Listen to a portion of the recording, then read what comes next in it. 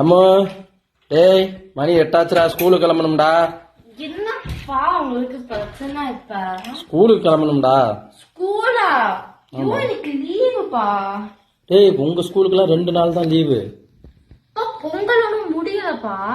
பொங்கல் முடியலையா? ஆமாப்பா. டேய் நேத்தோட முடிஞ்சிருச்சுடா, இப்ப கிளம்பணும்டா. வாங்க சாமி ரூம்ல வந்து பாருங்களேன்.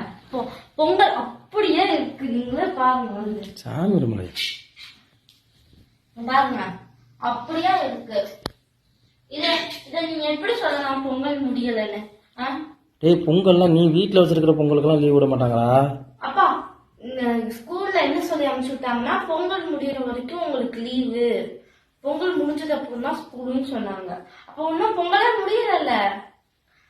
என்ன பண்ணீங்க இப்படி இருக்கீங்க? டேய் அடிச்சு கொன்றுவேன், மரியாதை கிளம்புங்க. கொன்றுவேன்.